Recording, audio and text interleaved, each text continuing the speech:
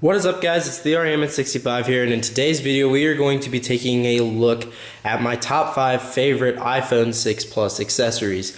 Now this can be used for the iPhone 6 Plus or really any iPhone previously, but you have to adjust some things a little bit. And this is also not going to be my only top 5 video that I do on this, because top 5 accessories are going to change from time to time.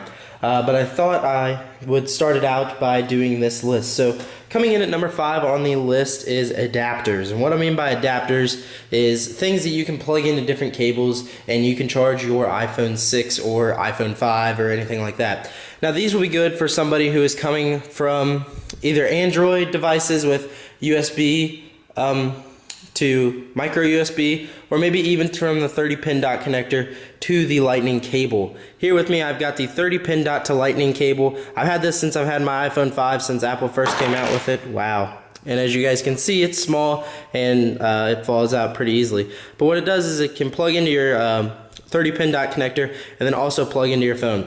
Now the problem with this is if you've got a case on your phone like how I do here, it's not big enough to reach up into the phone. You actually will have to take off the case completely. You actually have to remove the case completely just to charge your phone every day. Now that seems like a hassle, and I know it does to me. So the other thing that Apple did release was a lightning cable.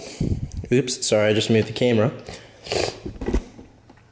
The other thing that Apple did release was a lightning cable, or a micro USB to lightning cable. This is actually as small as the regular lightning cable when it plugs into your phone. So you will not have to take off the case, and that small opening for your phone will be there for you when you need it. Also, there's other adapters that actually have a long cable that is actually a USB to micro USB cable, but it also has a dongle on top of that to make it your lightning cable. But there also's got keychain ones and things like that. So you're just gonna have to go on Amazon and look them up. Pick which one seems right for you. And yeah, I think these adapters are very nice, and it's a good way to charge your phone if you do not have extra lightning cables or anything like that. Next up, we are going to talk about cables themselves, and obviously we all know what the lightning cable is. This is the one that came with my iPhone 6 Plus, and there's always been a problem, I feel like, with the lightning cable. And it's not that it's nice to charge with, and it's not that it's easy to charge with and everything like that. It is that they break very easily.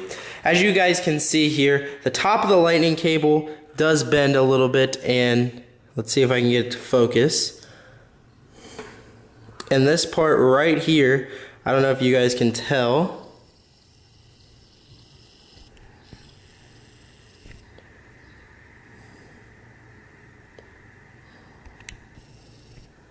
There we go.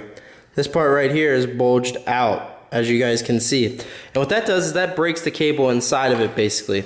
And when that happens, you have to buy a new cable, because if you bend the cable a certain way, then it'll stop charging. So my recommendation is to either buy more Apple cables, which I do every time that one breaks, and I send it to, you know, a new cable basically. And then the broken cable, I don't know, I just kind of keep in case I need it for extra things. But or you can have the option of buying a completely different cable, not even Apple brand.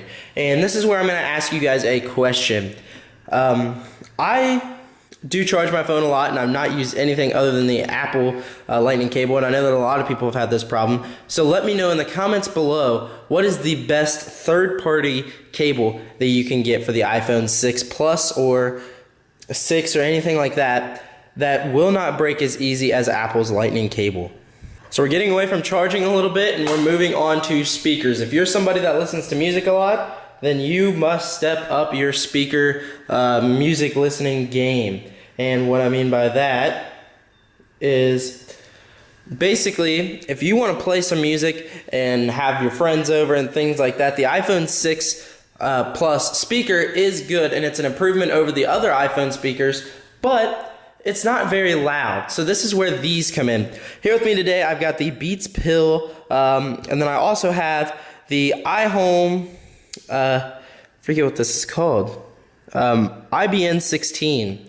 And I have reviewed the Beats Pill, so if you guys have not seen this review, go check it out. This review will be coming here soon, and we'll be comparing the Beats Pill to this. But the reason why I'm showing you guys both of them is because there is a big price difference in them. This is around $200, and this guy over here is only around $30. Now, Bluetooth speakers can range from any price, and I'll tell you what, they both sound very good, and I don't want to give a lot away because I'm going to do that comparison video, but both of them do sound very well. And basically, it doesn't really matter what Bluetooth speaker you get. I probably wouldn't go any lower than this guy right here. The sound quality is still pretty good, and I probably wouldn't really recommend going any higher than this guy, because this is expensive, this is not expensive, and then they've also got ones in between. So you're just going to have to play around with them and see which one is the best fit for you and which one that you'd like to get and use for yourself. But Bluetooth speakers are awesome. They make your music sound better when people come over, and basically everything's got Bluetooth now, so why not get yourself a Bluetooth speaker as well? Coming in at number 2 on the list is another way that you can charge your phone when you're out and about is external batteries. And when I go somewhere for a long time, I take these. If I'm going to Kings Island, when I go to Myrtle Beach and things like that, I will definitely take both of these. Here with me, I've got the Mophie Juice Pack. I think this is the smaller one of the two. And basically what you do is you micro USB charge it, and then you plug in your lightning cable like so, and then plug it into your phone, turn on the power button right there, which it's not got any charge because we've been using it, and it'll charge your phone. Now, I've not had a chance to use either of these yet with my phone, so I'm not sure how much they charge the iPhone 6 Plus. I know that with the iPhone 4S, if you guys do still have the iPhone 4S, you can use this, just use the 30-pin dot connector. It'll charge the iPhone 4S completely. Now, that's for this one. This one that I've got here is a Motorola charger. Let's see if I can find it on the back of it.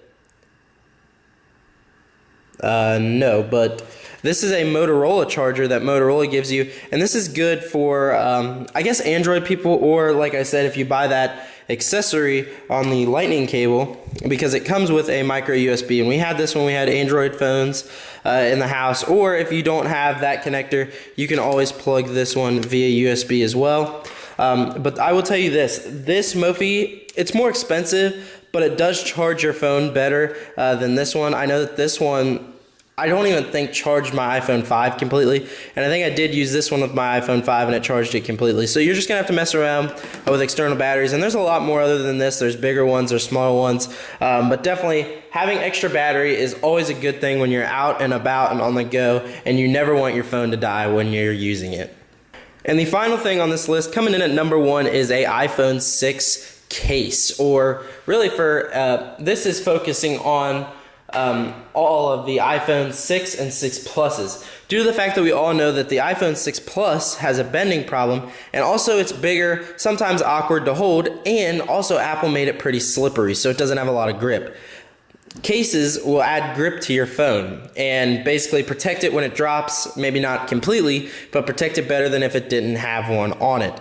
So I would recommend for you guys is this is a very inexpensive case, and I bought it and I've been using it ever since I've got it. This is the Incipio dual layer case, and a lot of people have been asking me what I use. Obviously the top of it broke here, but that's because I was not careful when removing it. It's nice and it's easy to remove. In fact, I will go ahead and do it for you guys on camera. You basically just take that corner and peel it off, and it's kind of like an OtterBox Reflex series, I think it's called. It's got this rubberized casing around the phone, and then you put the hard shell casing on around it as well. Now, I think this case was only about $30 at Walmart, but you can also go on their website and find different colors of the case as well. And obviously there's a lot of different cases that you can get out there. Apple sells their own, but the reason why I picked this one is because it's got an edge around it. You guys can see that, and you can lay your phone down and your screen will not actually be on top of anything. And I think that